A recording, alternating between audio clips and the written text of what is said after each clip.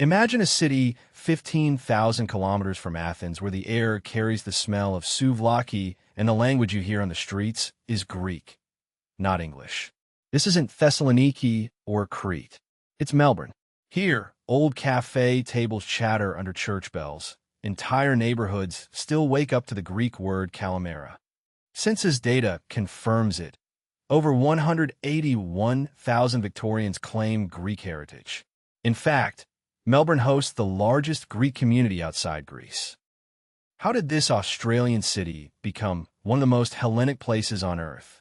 The answer unfolds like an old secret. Through war and poverty, loneliness and faith, chains of family letters, and the hopes of thousands of strangers.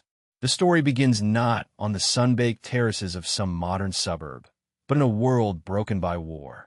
After World War II and a brutal Greek Civil War, 1946–49, Greece lay in ruin, famine, unemployment, even civil strife tore apart villages. The National Archives of Australia notes that in those post-war years, Greece sent its third-largest wave of migrants, after the British and Italians, down under. Australia urgently needed workers, and Greeks urgently needed a new life. So tens of thousands of young men signed on migrant schemes, binding their fate to a land they had never seen. They left knowing a return home might be impossible, carrying only a suitcase of hope and memories of a country fighting to rebuild. But Melbourne's Greek saga actually starts even earlier and quieter. A trickle of Greeks arrived in the 1800s, sailors from the islands caught by the gold rush, a shopkeeper here, a cafe there. Melbourne's Greek community dates back to gold fields and coal-fired ships. An 1854 census even counted a few dozen Greek Orthodox men in Victoria. Each early migrant was a scout, carving out a corner of Athens in Australia. A church, a bakery, a friend from home. They wrote letters back to relatives. We found work. We built a home. Then one cousin arrived. Then another. The Real flood came after war. Young Greek men, and later whole families, sailed to Australia on austere passenger ships. The journey took weeks in cramped quarters. No beach vacations here, just storm-swept nights and the endless expanse of ocean. Their hearts were heavy as they waved goodbye to olive groves and granite villages, hearing church bells fade behind them. Those who stayed behind painted an image of a dying land. Some migrants later spoke of famine years, of hearing distant bombs and hiding in cellars under shell fire, of corpses on village streets after civil conflict. They fled not for adventure, but because there was nothing left. When the first ships docked in Melbourne's port, the new arrivals faced another kind of shock. Here was a city of skyscrapers and concrete, a strange language of bureaucracy and sunlight that burned hotter than home. No extended family to catch them, no one to feed them suriki and greet them at the wharf. Some remember stepping off the boat with chest tight, the salt wind unfamiliar. I was crying, said Dimitris, a young migrant arriving in January 1971. But Australian industry roared and needed hands. Mines, factories, railroads. They needed people who would work hard and stay. Australia's leaders had a motto, populate or perish. They offered assisted passage, and Greeks responded. Chain migration took hold. The first man found a job in a factory or laying tracks, then sponsored his brother, cousin, or neighbor back home. News spread through villages by word of mouth. Write to Uncle Tony in Oakleigh. He can get you work. One brother might tell another across the sea. Before long, entire Greek villages had internet-style networks on Eaton Mall. Who's hiring? Who's renting rooms? Who's arrived? Letters turned into telegrams. We are safe. Jobs in Melbourne. Send mama. Why Melbourne specifically? Partly it was chance, partly fate. When one family settled in the southeastern suburbs, Monash City is now the heart of Victoria's Greek population. They lit a beacon. Their in-laws and neighbors followed the lit path on the map. The Greek church in Oakleigh, the soup kitchen in Brunswick, the dinners at Uncle's in Preston. Slowly, Greeks populated a ring of suburbs, from Oakleigh and Malvern in the southeast to Richmond and Prahran, then north to Preston, Brunswick, and even Whittlesea in the city's fringe. Melbourne became a magnet. the local tavern, the corner cafe, the old world bakery. Each new Greek migrant added a stone to a neighborhood that felt more like home. By the 1980s and 90s, corners of Melbourne had taken on a nearly surreal Greek character. Walk down Oakleigh's Eaton Mall, and you might swear you teleported to Athens. As journalist Georgios Somiatis writes, the neighborhood is totally Greek. There are 35,000 Greeks in Oakleigh. When they don't go out in the streets, these are empty, as one local said. Neon signs for liqueurs d'ouzo mix with the blue and white of Greek flag bunting. Little streets are named Monastiraki, after the flea market quarter in Athens, complete with cafes and art shops styled after the Greek islands. The farmer's market might sell feta and olives instead of Tim Tams. Locals joke that Oakleigh is the third biggest city of Greece by population, as one shopkeeper quips with a laugh. It was once said, in jest, if not for the Asian restaurants, you'd forget you were in Australia. And maybe that was partly true. On any Sunday afternoon, one could hear bouzouki music drifting from cafes and smell lamb on the grill. Greek Australians proudly called Oakleigh the heart of Hellenism in the whole of Australia.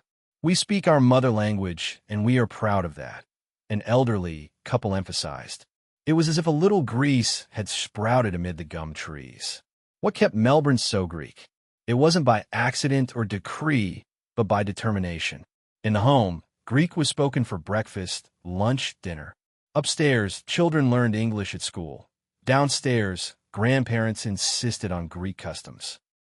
Language was sacred. One Greek Australian recalls, growing up in the 70s, it was the norm to speak Greek at home and compulsory to attend Greek afternoon school. Every Sunday Mass at St. George or Annunciation brought families together. Community organizations proliferated. The Greek Orthodox Community Center, village associations, churches, charities, and schools. Greek newspapers and radio shows aired Melbourne news in your oikos, home, language. Greeks built their churches, clubs, cafes, and shops with the ferocity of preserving a lost world, knowing that if they didn't, it would vanish. The tension between old and new was real. Children chased Aussie dreams, football games, jobs in offices, marrying non-Greeks, but also carried the burden of dual identity. At school, they were just Australian kids. At home, they were the descendants of a culture that had been at war, that still mourned lost villages. Some teens rebelled, stopped speaking Greek, anglicized the name, changed the accent. But most eventually understood their parents. They knew that Greek wasn't just a language in the kitchen. It was an anchor. The historian Kathy Kaulos writes of interviewing first-generation Greeks. She found it deeply moving to listen to the circumstances surrounding their departure and the courage and resilience demonstrated in finding employment, adopting workplace practices, and building new lives on the other side of the world. Those stories, told over and over, bound younger generations to the past. Ironically, in preserving the Greece of their grandparents, Melbourne's Greeks froze a version of Greece in amber. Across the decades back in Greece, traditions quietly shifted. Elections came and went. Euro currency replaced drachmas. Athenian suburbs sprawled. But in Melbourne, a 1950s or 60s village lifestyle lived on. The traits valued in post-war Greece, respect for elders, devotion to Orthodox faith, daily uncles' coffee chats, backyard grapevines, persisted here, sometimes even more strongly than in modern Athens. One scholar notes that diaspora communities can lock in old dialects and customs. With more than half interviews conducted in Greek, the archive has preserved a language replete with accents, regional dialects, linguistic and cultural nuances from the various regions of Greece. Melbourne became not just a second Greece, but a kind of time capsule of the Greece that migrants remembered. But Melbourne didn't just hoard Greek culture, it also gave back.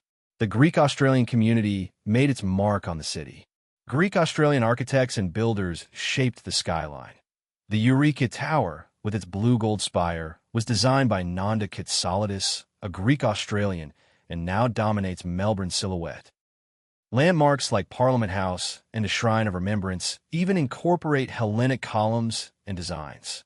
Greek businesses, cafes, pastry shops, food importers, became everyday fixtures. Anytime a new Greek family landed, one of the first stops was Freeman Street Deli or Bruno's Bakehouse in Preston. Each suburb with Greeks had soccer teams, Oakleigh Cannons, South Melbourne FC, and Greek dancing clubs. Year after year, the community celebrated its dual identity with festivals and gatherings. Every March, Melbourne bustles with Greek dances, feta platters, and bouzouki music at the Antipodes Festival on Lonsdale Street's Greek precinct. In 2020 alone, over 100,000 people attended this three-day street party. Film buffs flock to the Greek Film Festival. Entrepreneurs meet at coffee mornings, and thousands celebrate Easter at Clifton Hills Calamaria or other suburban churches. Greek-owned media, radio stations, newspapers like Neos Cosmos kept news in both tongues. Even in sport, Greek Australians shine. Tennis champion Maria Sakkari's Greek roots were a topic of pride at the Australian Open, and fans flocked to Tsitsipas matches. These cultural touchstones were more than nostalgia. They carried families through hard times. When the Greek debt crisis hit around 2010, another wave of Greeks came to Melbourne, young professionals, students, and even refugees. Their arrival was noted in Oakleigh. Suddenly there were new bakeries, hair salons, and young couples on Vespa scooters. One Oakleigh shop owner noted how Greeks arriving in the crisis brought a new air, renewed hospitality, the same mentality that they had in Greece. Oakleigh is like a Greek suburb. They helped revive a community where a generation had grown up abroad, sometimes losing fluency in Greek. It was a bridge between old Greece and new. Now, nearly 80 years after the first post-war boats arrived, Melbourne is a city with two hearts. Census figures remind us. As of 2021, over 181,000 Victorians identify as having Greek ancestry, and about 47,000 were even born in Greece. These numbers alone don't capture the whole truth. The real answer to why so Greek lies in the thousands of stories of sacrifice and love. It's in a grandmother who knitted a wool vest for her Melbourne grandson using yarn bought on the islands. It's in a father who cried at his wedding when his bride sang to him in Greek. It's in a teenager who shouts, "Opa," as plates crash at a family tavern despite being born in Springvale. Melbourne did not become Greek by accident. It became Greek because, during a time of desperation, thousands of people chose exile and turned exile into community. They fetched an entire homeland across the seas, brick by brick, memory by memory. So the next time someone laughs and says, Melbourne is the most Greek city outside Greece, remember it's not just kitsch, it's living history. Think of Dimitris who wept on arrival and later owned a shop in Oakleigh. Think of all the children who grew up learning about Marathon and their village far away. Think of those old folks at the Greek cafe who fell asleep after 12 hours of work and dreamed of Crete. In the end, the forbidden truth, if there's one, is this. Greek culture in Melbourne isn't some novelty act. It's a testimony. It's about people who refused to let their heritage die in the rubble of war, and who built something enduring on the other side of the world. Melbourne contains more than Greek shops or festivals. It holds a piece of the Hellenic soul, kept alive by each generation that never stopped looking west toward the Aegean. Do you know a story like this in your family? Have your grandparents ever spoken about the home they left behind? Leave a comment and share, because migration is more than history, it's deeply personal. And if you want more hidden histories of diasporas and dreamers transforming new worlds, subscribe for the next journey.